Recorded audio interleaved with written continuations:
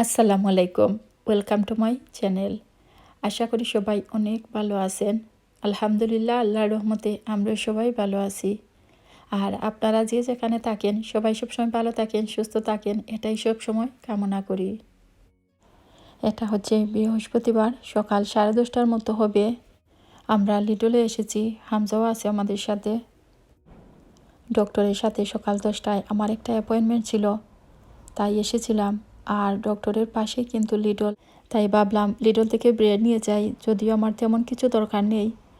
আর bread নিয়ে যাব, কেননা আগে যখন ব্রেড এনেছিলাম সেগুলো তেমন একটা খাওয়া হয়নি। আসলে এই সপ্তাহে একটু ঘোরানো বেড়ানো বেশি হয়ে গিয়েছে, আর ঘরেও খুব বেশি সময় ছিলাম না, আর ব্রেডও তেমন খাওয়া হয়নি, তাই সেগুলোর ডেট চলে গেছে, তাই ফেলে দিয়েছি। তাই ভাবলাম কাছেই যখন এসেছি ব্রেড নিয়ে যাই। আর তেমন কিছু আমার লাগবে না আজ, যদিও তেমন কিছুর দরকার ছিল না, কিন্তু আসার পর মনে হচ্ছিল এটা নেই সেটা নেই। এই তো এদিকের এগুলো দেখেও ভীষণ খেতে ইচ্ছে করছিল, ক্রসন দেখে খেতে ইচ্ছে করছিল। আর যেহেতু সকালবেলা ঘর থেকে তাড়াহুড়ো করে বের হয়ে এসেছি, চাও খাইনি, কোনো কিছুই খাইনি। আর এসব খাবারের পাশে আসলে তো অনেক মজার গ্রান বের হয়, তাই ভাবলাম এখান থেকে কিছু নিয়ে যাই। আর হামজাও তো আমাদের সাথে ছিল, সেও দেখছিল, সেও বলল যে ও চকলেট ডোনাট খাবে। এখান থেকে কিছু চকলেট ডোনাট, ক্রসন আর আপেল টার্নওভার কিনে নিয়ে গেলাম। আর এখানে দেখতে পাচ্ছেন অনেক রকমের মজার মজার আইটেম ওরা খুব সুন্দর করে সাজিয়ে রেখেছে, দেখতেও এগুলো ভীষণ সুন্দর লাগছিল। আর এই খাবার আইটেমগুলোর মধ্যে দেখতে পাচ্ছেন বিভিন্ন ডিজাইনের বিভিন্ন রকমের ডোনাট, ক্রসন, ছোট ছোট পিৎজা আর আরও অনেক কিছু ছিল। তারপর আমরা এখান থেকে অন্যান্য সাইডগুলোতেও গেলাম, ব্রেড আর তারপর আর যা যা টুকিটাকি ভাবলাম আমার নিতে হবে সেসব জিনিসও দেখে দেখে টুকিটাকি কিছু নিয়ে গেলাম। আর আমার মনে হয় আমাদের সবারই এরকম হয়, একটা কিছু নেওয়ার জন্য আসলে মনে হয় যেন আরও অনেক কিছু দরকার, তারপর ঘুরে ঘুরে আমরা আরও অনেক কিছু নিয়ে যাই। আর ভিডিওর উপরে থাম্বনেইল দেখে অনেকেই হয়তো অনেক কিছু ভাবছেন, কিন্তু আমি ব্যাপারটা আপনাদেরকে ক্লিয়ার করেই বলবো। আমি কেন ডাক্তারের কাছে গিয়েছিলাম বা আমার কি হয়েছে বিষয়ে আমি আজ আপনাদের সাথে কিছু কথা বলবো। আমরা এখান থেকে ব্রেড কিনলাম, তারপর ফ্রুটের পাশেও এসেছি, কিছু ফ্রুট দেখছি কি কিনা যায়।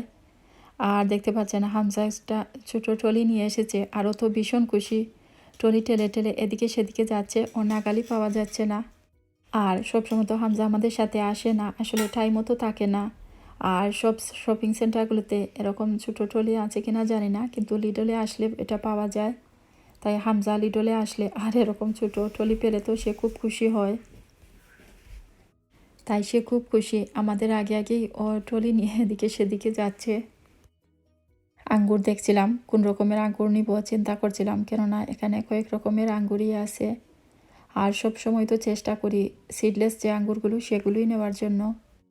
বাচ্চারাও সিডলেস আঙ্গুর ভালো পায়, সিড থাকলে ওরাও ভালো পায় না, তাই সব সময় চেষ্টা করি যাতে সিডলেস আঙ্গুর নিয়ে যাই, কিন্তু মাঝে মধ্যে আবার দেখা যায় ভুলে নিয়ে যাই তাড়াহুড়ো করে। আমি অনেক কিছু তো আপনাদের সাথে শেয়ার করি, ভাবলাম ছোট্ট একটা প্রবলেমও আপনাদের সাথে শেয়ার করি, হয়তো অনেকেরই কাজে লাগবে, অনেকেই সাবধান থাকবেন। আমি কেন ডক্টরে গিয়েছি সেই কথাটাই এখন আপনাদের সাথে শেয়ার করব। মনে হয় 3 সপ্তাহ আগে আমি অ্যাপয়েন্টমেন্ট করে ডক্টরে গিয়েছি কিছু প্রবলেমের জন্য। প্রবলেম বলতে আসলে একটু ক্লিয়ার করে বলি তাহলে সবাই বুঝতে পারবেন। মাঝে মধ্যে আমি বেশ উইক বা টায়ার্ডনেস ফিল করি। কোনো সময় দেখা যায় যে খুব বেশি হাঁটাহাঁটি করলে বা সিঁড়ি দিয়ে উঠানামা করলে একটু টায়ার্ড হয়ে যাই, বা কীরকম যেন লাগে, ভালো লাগে না। তাই অনেক দিন থেকেই ভাবছিলাম ডক্টরের কাছে যাব, কিন্তু যাব করে আসলে যাওয়া হয় না। আর কোনো সময় অ্যাপয়েন্টমেন্টের জন্য ফোন করলে দেখা যায় যে ওরা খুব বিজি, তাই আসলে যাওয়া হয় না। আর এটা সেটা কাজ বা কোনো সময় আসলে মনেও থাকে না, তাই আর ডক্টরে যাওয়া হয় না। যাই হোক, হামজার বাবা একদিন ডক্টরে ফোন করে অ্যাপয়েন্টমেন্ট করে নিলেন। তারপর আসার পর প্রবলেম বলায় আমাকে ব্লাড টেস্টের জন্য দিল। তারপর তো আরও কয়েকদিন পর অন্য এক জায়গায় গিয়ে ব্লাডও দিয়ে আসলাম। তারপর ওদের কাছে মনে হয় রেজাল্টও চলে এসেছে। প্রায় 2 সপ্তাহ পর ওরা আমাকে আরেকটা অ্যাপয়েন্টমেন্ট দিয়ে দিল, তাই আমি বৃহস্পতিবার অ্যাপয়েন্টমেন্টটা ছিল তাই সেখানে আসলাম। এদিকে আলু দেখে মনে হচ্ছিল আমাকে 1 প্যাকেট আলু নিতে হবে, কেননা আলু করে থাকলে যে কোনো সময় কিন্তু যে কোনো কিছু দিয়ে রান্না করা যায়। আর নর্মালি রান্না করার জন্য যে আলু আমি ভালো পাই সেরকমই 1 প্যাকেট আলু আমি এখান থেকে নিলাম। এই তো হামজা যেদিকে যাচ্ছিল এদিক সেদিকে আমরাও ঘুরছিলাম, আর কোনো কিছু দরকার মনে করলে ওর ছোট ট্রলিতে কিছু নিয়ে যাচ্ছিলাম। যেহেতু ডক্টরের অ্যাপয়েন্টমেন্ট ছিল আর সেটা ওরা নিজে থেকেই করে দিয়েছে, শুধু মোবাইলে মেসেজ দিয়েছে। আর এজন্য মনে মনে একটু ভয় পাচ্ছিলাম কি বলবে সেটা নিয়ে। যেহেতু ব্লাড টেস্টে দিয়ে এসেছি তাই কি বলবে সেটা নিয়ে একটু ভয়েও ছিলাম। যাই হোক, আলহামদুলিল্লাহ ভয়ের কোনো কারণ নেই। শুধু ডক্টর আমাকে বলেছে আমার আয়রন লেভেল অনেক লো। আর আমি আসলে কখনো ভাবিনি আমার আয়রন লেভেল এত লো হয়ে যাবে, কেননা প্রেগনেন্সি ছাড়া আমাকে এমনি কখনো আসলে আয়রন ট্যাবলেট খেতে হয়নি। আর এমনিতেও আসলে আমি অনেক খাবার খাই, অনেকেই দেখা যায় দুধ ডিম এসব খেতে পারেন না, কিন্তু আমি মাশাআল্লাহ এসবও খাই। তাই আমার মাথায় কখনোই আসেনি যে আমার আয়রন লেভেল লো হয়ে যাবে। যাই হোক, আসলে আমাদের শরীর বা কখন কোনটা হয় সব কিছু তো আল্লাহর ইচ্ছায় হয়। ডক্টর একই সাথে আরও কিছু টেস্ট দিয়েছিল, যেমন আয়রন, থাইরয়েড বা ডায়াবেটিস, প্রোটিন, সব কিছুই আলহামদুলিল্লাহ সব কিছুই ঠিক মতো আছে বা নর্মাল আছে। শুধু আয়রন লেভেলটাই অনেকটা লো, তাই আমাকে আয়রন ট্যাবলেট খেতে দিয়েছে 3 মাসের জন্য। রেড মিট, শাকসবজি বা যেসব খাবারে আয়রন বেশি পাওয়া যায় বা আয়রন বেশি থাকে সেসব খাবারই খাওয়ার জন্য বলেছে। আর 3 মাস আয়রন ট্যাবলেট খেলেই ঠিক হয়ে যাবে এটাও বলেছে, তাই 3 মাসের ওষুধ দিয়েছে। লিডল থেকে শপিং শেষ করে এখন আমরা গাড়িতে বসে আছি। আমরা মা ছেলে গাড়িতে বসে আছি, আর হামজার বাবা ঔষধ আনতে গেছেন। গাড়িতে বসে আমি দেখছিলাম অনেকগুলো কবুতর একটা দোকানের উপরে বসে আছে, আর সেদিকে উড়াউড়ি করছিল, সেগুলোই দেখছিলাম বসে বসে। হামজার বাবার জন্য আমরা ওয়েট করছি, উনি গাড়িতে আসলেই তখন আমরা চলে যাব আবার ঘরে। আর আজকে সকালবেলাটা দেখতে পাচ্ছেন একটু অন্ধকারের মতোই বেশ ঘোলাটে হয়ে আছে।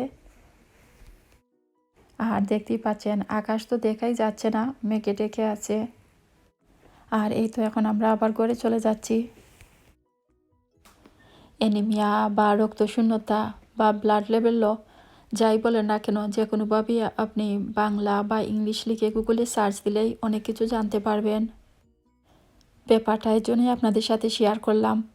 যদি কেউ মনে করেন আপনাদেরও এরকম হতে পারে, তাহলে প্লিজ আপনারাও ডক্টরের কাছে যাবেন, ব্লাড টেস্ট করাবেন। চা বসিয়ে রেখেছিলাম, খেয়াল করিনি, তাই কিছু চা পড়ে গেছে কুকারে, তা ক্লিন করতে হবে। আর এখন আমাদের জন্য 2 কাপ চা বানিয়ে নিচ্ছি। বাচ্চারা তো চা খাবে না, তাই ওরা লিডল থেকে যা কিছু এনেছি ওদের জন্য ওরা সেগুলোই খাচ্ছে। আর আমাদের জন্য 2 কাপ চা বানিয়ে নিলাম, আমরা চা খাবো। এই তো আমাদের চা রেডি করে নিলাম, এখন আমরা দুজন চা খাবো। তারপর লিডল থেকে যে শপিংগুলো এনেছি সেগুলো আমি বের করে জায়গা মতো গুছিয়ে রেখে দিব। ব্লাড লেভেল লো হয়ে গেলে হয়তো অনেকের কাছে মনে হবে এটা তেমন কিছু না, আবার ঠিক হয়ে যাবে, কিন্তু এরকম না, এটা অনেক সময় আরও ডেঞ্জার হতে পারে। আর কোনো কোনো সময় এটা পার্মানেন্টও হয়ে যেতে পারে বা অন্যান্য আরও অসুখ বিসুখ দেখা দিতে পারে। তাই আমরা যদি একটু সচেতন হই তাহলেই কিন্তু এই সমস্যা থেকে সমাধান পাওয়া সম্ভব। দোয়া করবেন সবাই যাতে আমারও এই সমস্যাটার সমাধান হয়ে যায়, আমারও যেন এই আয়রন লেভেলটা ঠিক হয়ে যায়, এই দোয়াই আপনাদের কাছে চাই। আর আপনারাও যদি কেউ মনে করেন আপনাদের এরকম প্রবলেম হতে পারে, তাহলে আপনারাও প্লিজ ডক্টর দেখিয়ে নেবেন বা ব্লাড টেস্ট করাবেন। আর আগে তো বলেছি গুগলের সার্চ দিয়ে কিন্তু অনেক কিছুই দেখতে পারবেন বা জানতে পারবেন। অনেক কিছুই আমি আপনাদের সাথে শেয়ার করি, তাই ভাবলাম আজ এই প্রবলেমের কথাটাও আপনাদের সাথে শেয়ার করি। এতে করে আপনারা আমার জন্য দোয়া করবেন।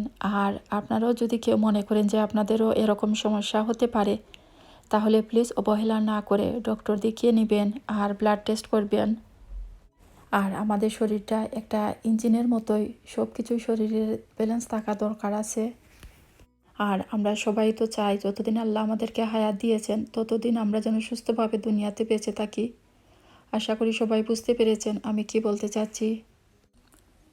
আর এগুলো দেখতে পাচ্ছেন কিছু পেপার ওয়ার্ক হামজা হলিডের আগে স্কুল থেকে নিয়ে এসেছে। আর এদেশের স্কুলগুলোতে তো বাচ্চাদেরকে ওরা ওরা অনেক রকমের অ্যাক্টিভিটিস করতে দেয়, যেমন যখন যা কিছু সেলিব্রেট করা হয় এদেশের সিজনাল বা অন্যান্য দেশের অন্যান্য কালচারাল অনেক কিছুও ওরা একটু একটু শেখায়। আর এগুলো আমার মোবাইলে শ্যুট করা ছিল, তাই ভাবলাম একটু শেয়ার করি। কয়েকদিন বিজি থাকায় তেমন কিছু আর শ্যুট করা হয়নি, আর সামান্য যা কিছু শ্যুট করা আমার ছিল আমার মোবাইলে, তাই ভাবলাম এখন আপনাদের সাথে শেয়ার করি।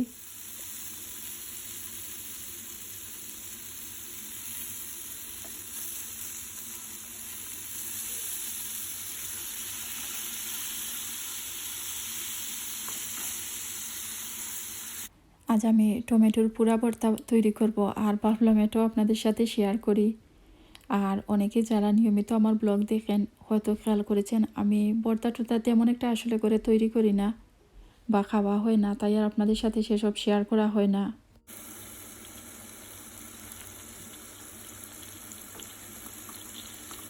দেখতে পাচ্ছেন আমি একটি প্যানে কই মাছ ভেজে নিচ্ছি, আর এর সাথে একটা পেঁয়াজও কেটে দিয়েছি। আর অপর একটি প্যানে আমি 3টা বড় সাইজের টমেটো, পাকা টমেটো আমি একটু ভেজে নিচ্ছি। টমেটোর গায়ে সামান্য পরিমাণে তেল মেখে তারপর আমি ভেজে নিচ্ছি। লাস্ট কবে আমি পুরা টমেটোর ভর্তা বানিয়েছি আমার মনেই নেই, আর আমি আসলে বুঝতে পারিনি বা আন্দাজ করতে পারিনি। আমি 3টা টমেটো প্রথমে পুড়ে টমেটো ভর্তা বানিয়েছি, তারপর মনে হচ্ছিল যেন খুবই কম হয়ে গেছে। তারপর আরও কিছু টমেটো আমি এভাবে পুড়ে বা ভেজে নিয়েছি, তারপরে টমেটো ভর্তার সাথে যোগ করেছি। এই ভর্তায় আমি পেঁয়াজ কুচি, সামান্য পরিমাণে ধনিয়া পাতা কুচি আর 2টো লাল মরিচ আর লবণ দিয়েছি। কেউ চাইলে কাঁচামরিচ আর সরিষার তেলও দিতে পারেন। যেহেতু অনেক বছর পর খেয়েছি তাই বেশ ভালোই লেগেছে।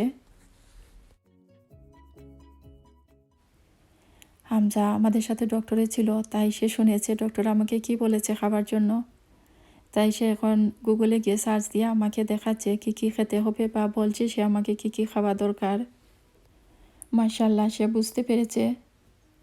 সবাই আপনারা প্লিজ আমার বাচ্চাদের জন্য আমাদের জন্য দোয়া করবেন। আর আপনাদের সবার জন্য রইল আমার পক্ষ থেকে অনেক অনেক দোয়া ও অনেক ভালোবাসা। আর আমার আজকের এই ভিডিওটি যদি আপনাদের কাছে ভালো লাগে তাহলে লাইক দিতে ভুলবেন না। ভিডিওতে একটি লাইক দিবেন, শেয়ার করবেন আর কমেন্ট করে জানাবেন কেমন লাগলো।